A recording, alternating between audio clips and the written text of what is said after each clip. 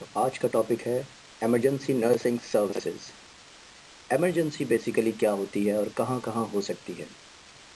Emergency road area पे हो सकती है, हॉस्पिटलाइज पेशेंट के साथ हो सकती है, घर पे हो सकती है, प्लेग्राउंड में हो सकती है, ट्रैवलिंग के दौरान हो सकती है, और भी बहुत सारी जगह हैं जहाँ पर इमरजेंसी हो सकती है पेशेंट्स के साथ या कैजुअलिटीज़ के साथ। इमरजेंसी नर्सिंग सर्विसेज वो सर्विसेज होती हैं जो at the moment on the spot patients को प्रोवाइड की जाती है। वो चाहे रोड पे है, चाहे वो ट्रैवल कर रहा है, चाहे वो हॉस्पिटल के अंदर एडमिट है, या फिर वो प्लेग्राउंड में है, किसी भी जगह पे हो सकता है।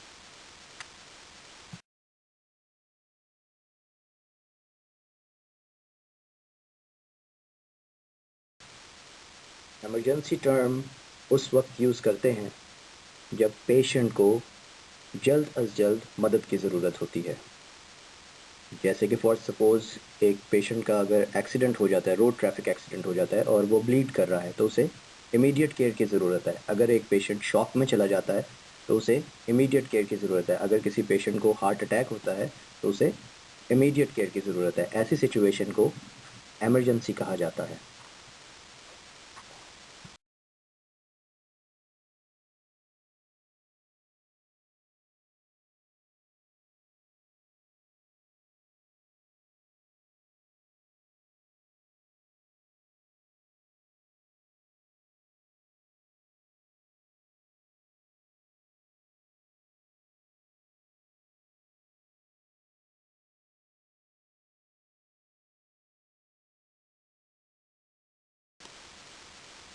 इमरजेंसी नर्सिंग केयर बेसिकली दूसरी नर्सिंग केयर से थोड़ी सी डिफरेंट होती है, क्योंकि इसमें जो है कुछ असूल होते हैं, कुछ प्रिंसिपल्स होते हैं।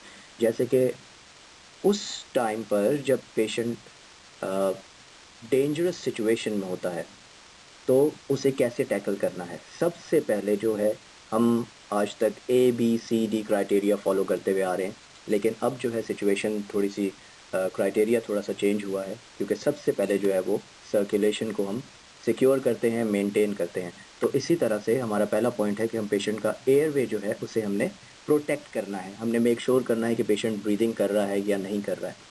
दूसरी चीज़, अगर तो पेशेंट ब्लीड कर रहा है, और ब्लीड करने से क्या होगा कि पेशेंट का ब्लड जो है वो लॉस हो जाएगा, जिसकी वजह से वो शॉक में चला जाता है।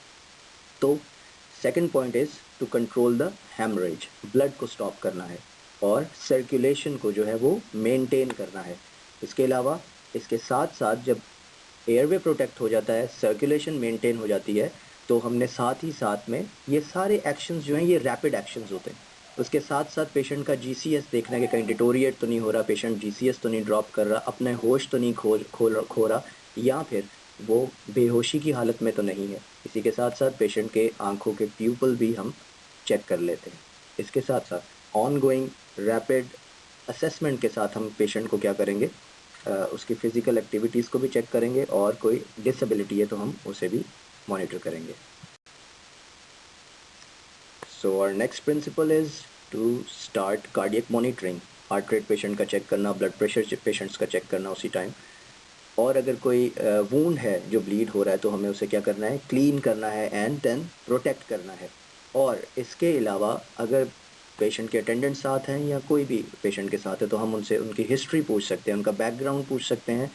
कोई किसी भी चीज़ से, किसी दवा से कोई एलर्जी है, हम ये सारी हिस्ट्री जो है वो हमें कलेक्ट करनी होती है ऑन द स्पॉट। और उसके साथ साथ ही हमें ये सारी चीज़ें डॉक्यूमेंट भी करनी होती है फॉर मेडिकल रिकॉर्ड।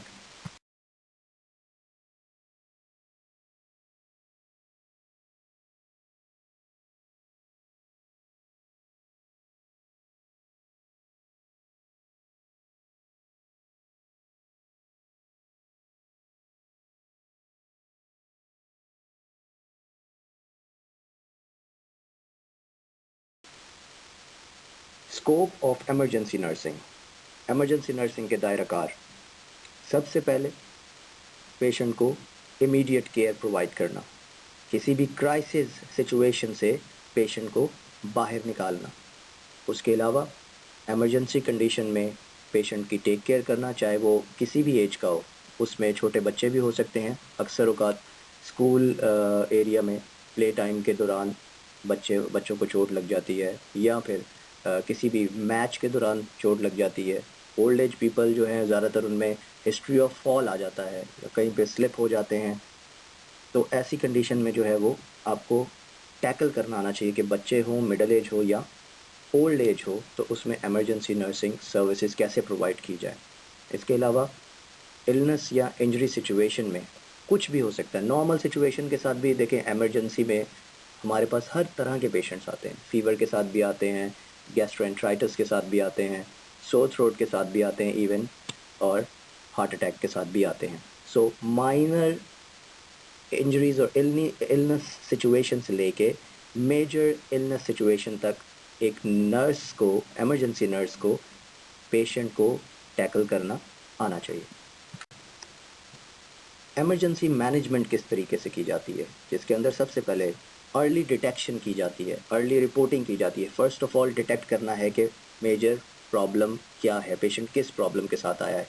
ये being a nurse, it's your responsibility to detect, then report करना होता है कि this is the problem, then उस अर्ली रिस्पॉन्स करना होता है। If patient is not breathing, you have to secure his airway. तो good on scene care and care during the transportation, जिस तरीके से पेशेंट को हम ट्रांसपोर्ट करते हैं, दूसरे बेड्स पे शिफ्ट करते हैं, दूसरी वार्ड में शिफ्ट करते हैं। फिर ट्रांसपोर्ट टू डेफिनेटिव केयर, जिस जगह पर पेशेंट को जाना चाहिए ये भी नर्स को पता होना चाहिए। इसे ट्राइएज एरिया, जैसे नर्स हमारे इमरजेंसी में होता है ट्राइएज एरिया, स्टार्टिंग पॉइंट पे ही ये सॉर्ट आउट कर लिया जाता है कि ये पेशेंट वेटिंग वाला है या इमरजेंसी वाला है। डेफिनेटिव केयर में इसको ट्रांसफ़र करना होता है। सो इमरजेंसी में जब पेशेंट आता है तो ऑन द स्पॉट एंट्रेंस पे ही ट्राइएज एरिया हमारा होना चाहिए। ट्राइएज एरिया का मतलब है सॉर्ट आउट करना। कोई भी पेशेंट आता है हमारे पास, तो हम being a nurse and being a medical professional, हम क्या करते हैं, उसे सॉर्ट करते हैं, पेशेंट को असेस करते हैं, हिस्ट्री देते हैं ऑन द स्पॉट, और उससे हमें ये पता चलता है कि इस पेशेंट को इमरजेंसी केयर की नीड है, या फिर ये इंटरमीडिएट है, या फिर ये वेट कर सकता है। तो इस तरीके से हम ट्राइएज किया जाता है। देन उसके बाद हमारा प्राइमरी सर्वे होता है और फिर सेकेंडरी सर्वे होता है। प्राइमरी सर्वे में हम क्या करते हैं, 4 चीज़ें, एयरवे, ब्रीदिंग, सर्कुलेशन और डिसेबिलिटी को हम चेक करते हैं। एयरवे प्रोटेक्ट करते हैं, ब्रीदिंग सिक्योर करते हैं, सर्कुलेशन को मेंटेन करते हैं, और check for any disability. Then इसके बाद जब ये 4 चीज़ें हम मुकम्मल कर लेते हैं तो फिर हमारा सेकेंडरी सर्वे शुरू होता है। तो ABCD तो सबको आती है, it's very easy to remember this. तो EFGHI, E for exposure to environment, कहाँ पर हुआ, किस जगह पर हुआ। आइदर वो वॉशरूम में स्लिप हुआ है, आइदर वो किसी जगह पे आग लग गई थी, वहाँ पर उससे कोई प्रॉब्लम हुआ है पेशेंट को, या फिर उसका रोड ट्रैफिक एक्सीडेंट हुआ है।